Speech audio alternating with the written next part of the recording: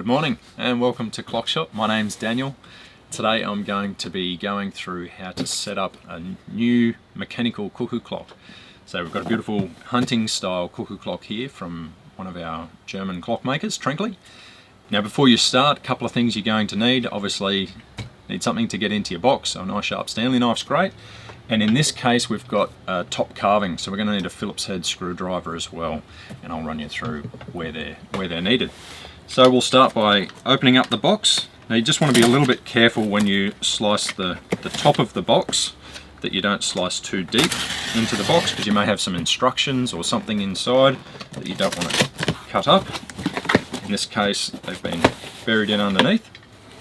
Now it's really important to remember when you start unpacking your cuckoo clock, from different manufacturers there's going to be different types of packaging.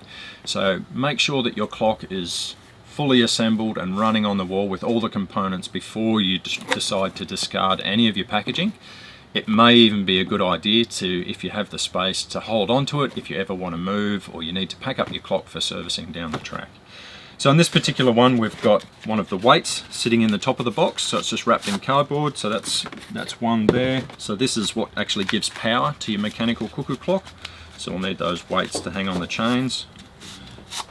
So we've got two weights for this particular clock. It's just a cuckoo only, it won't play music. And then also in the top we have part of the top carving. So we just carefully unwrap that and set it to the side. So we'll actually have a deer head that mounts in the middle here, and the pendulum's also wrapped inside. Just got to be careful with unwrapping everything, that we don't drop it on the floor. All being made out of timber and hand carved, you want to look after it and make sure it doesn't get dropped and be damaged. That's how the clock's packed inside. We have a little top carving up here, that's the deer head and the antlers, so we'll just carefully remove that without breaking anything, and then we can take the clock itself out of the box. So this is what your cuckoo clock will look like when it first comes out. So this is where your top carving goes. Probably looks a little bit strange in this form. So the first thing that we can see is on the little door at the top here, there's a little clip that actually swings back, and that allows the cuckoo door to open. Now this particular model actually has some carvings that protrude from the front of the clock, so you have to be really careful if you're going to lay your clock face down that you don't have anything that can break on the front. Now this particular horn here is fairly strong, so I'm okay laying it down if I'm just gentle, but you can actually lay it on its back and see in underneath here, but I want to get to this wire that's holding the chains. But in this case I'm going to lay it on its face just carefully and undo the wire.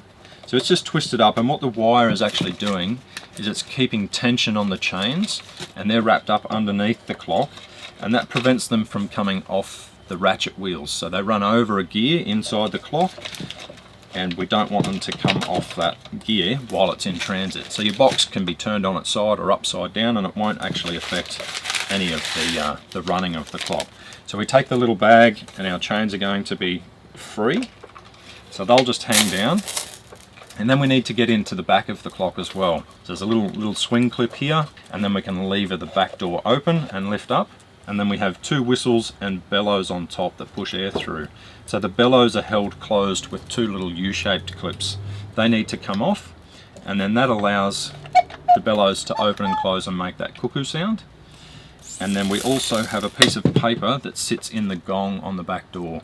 So we need to remove that piece of paper, and that simply just stops it from making a rattling noise in transit. So that just goes back onto the back of the clock. To close the door, you can actually hear that gong rattling.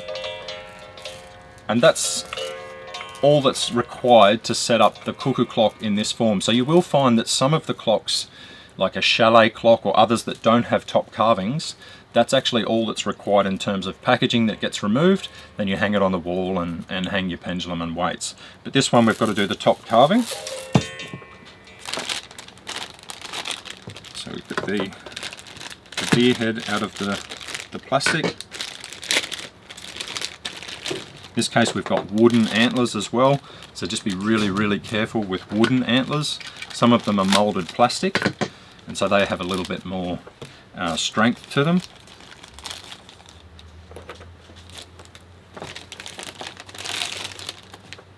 And so that's the deer head without the antlers. and then we've got to insert the little dowel into the hole in the top of the deer head, just carefully twisting it back and forward so it's held in position.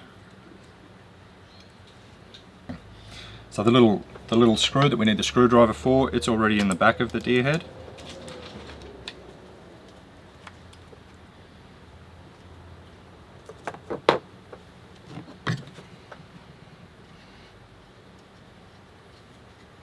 So if you can get the screw to come through just a little bit, and then you can line it up with the hole that's pre-drilled in the back of the head. And from the factory they've already aligned it so it's in the right position. Just screw that up so it's nice and tight.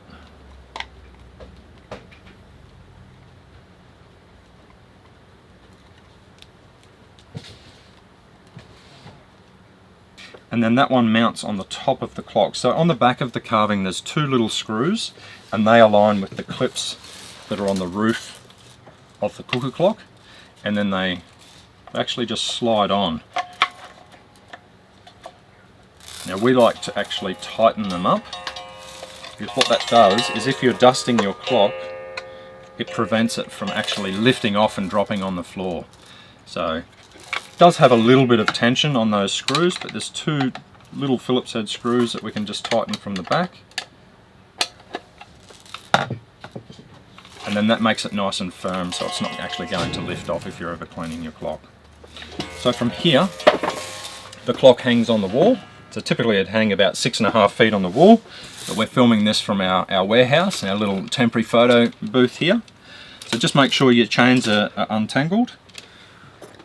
The pendulum hangs on a wire loop that comes out of the bottom of the case in behind the chains, and then we have our two weights that hang on the two hooks. Start your pendulum swinging, and then you want to listen for an even beat, so an even tick-tock. Now this one's actually hanging a little bit crooked and we can hear that it's out of beat, so we just need to make sure it's nice and straight on the wall. We don't want to use a level or anything like that on the case because the movement inside may not be aligned perfectly with the case, so we want to listen to the tick-tock and make sure it's even left and right. Sounds good there. Then we can set it on the right time. To set the clock on the right time, we turn the minute hand clockwise. Now some of our manufacturers indicate in the instructions that come from Germany to go anti-clockwise. It doesn't hurt the clock, but sometimes we find that the little nut that's holding the minute hand in position comes loose because we're going in the same direction that you would undo that nut. So we always recommend to go forward. So you get one cuckoo on the half hour, then it counts the time on the hour. Now this particular clock, the little gong that strikes at the back is not actually hitting that, and you can use your thumb just to move that a little bit closer and you'll actually hear that hammer striking the gong now, and the cuckoo will sound a little bit different when we put it back on the wall. So you get the gong before the cuckoo. The clocks have an on-off lever. Most models have this, maybe some of the more affordable clocks don't. But you can actually turn that cuckoo off and just go round and round and round to set it on the right time without waiting for the cuckoo. So we'll actually set it on the right time. We're 9:30 AM now, so we can turn the cuckoo back on. Start the pendulum, listen to the tick-tock, and we're ready to go. You're all set up. So your clock's set up on the wall. It's been running for 3 or 4 hours maybe, and you've noticed one of your weights is coming down. The other one may not have come down as much. Now that's completely normal. One weight, so this right hand side weight, is actually running the cuckoo. So you'll see it moving as the clock is calling the time. Take away the weight and the clock doesn't actually operate.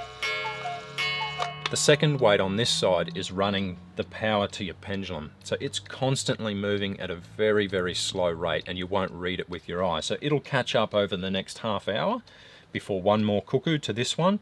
And obviously at 12 o'clock, this weight moves a lot further than at 1 o'clock. But over the period of 24 hours, both of the weights will come down and be at the bottom of your chain. So to wind the clock, you simply pull on the other side. So that chain's running over a ratchet wheel inside the movement, so you're pulling on the other side back to the top.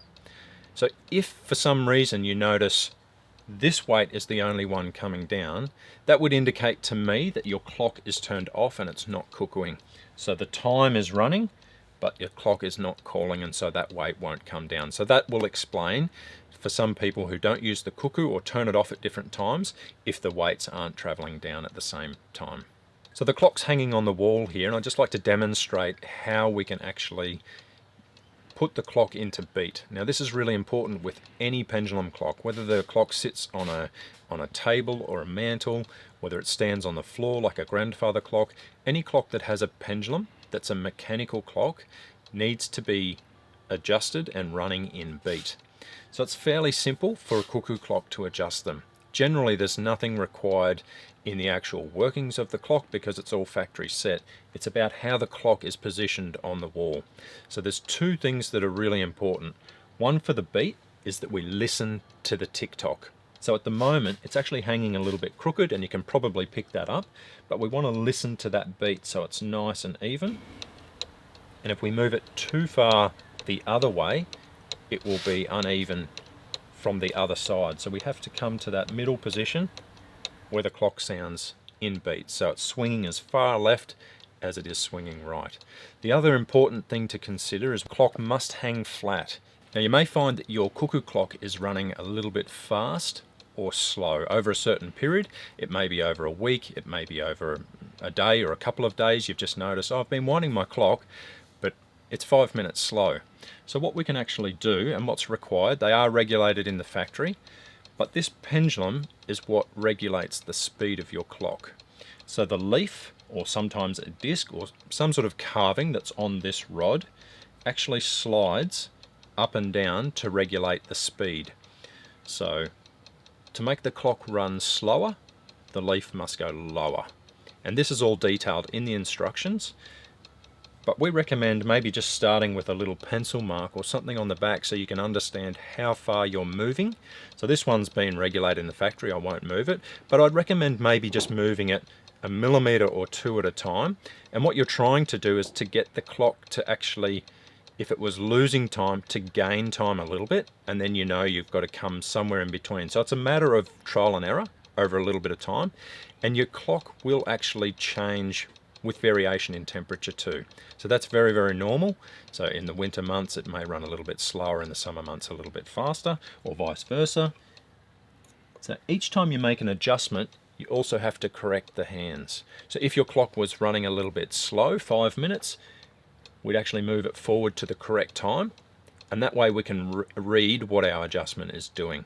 So next time it may be it's only lost 2 minutes, so I know I need to go just a little bit more, maybe not quite as much, but a little bit more, and then we'd make another adjustment, and then it could be gaining a minute, so we're getting pretty close. One thing it's important to understand with a mechanical clock, that's part of the charm and the nature of the clock. It's not going to be perfectly accurate like a quartz timepiece. So that's how you actually set up a mechanical cuckoo clock. As I said earlier in the video, there may be some other variations. So for chalet style, you don't have the carving, you won't need a Phillips head screwdriver, but how the clock is actually packed is the same from every manufacturer. So the chains are always secured, so they're on the movement inside. You've got the two little bellow clips. Generally you've got a little clip that's over the door that holds the bird in position inside the case. And most importantly, when you start the clock on the wall, by starting that pendulum swing, you want to listen for a nice even tick-tock. So thanks for watching our video today. I hope this has helped you run through how you might set up your cuckoo clock, and if you have any questions, please feel free to reach out in our comments below, or you can search us online, www.clockshop.com.au.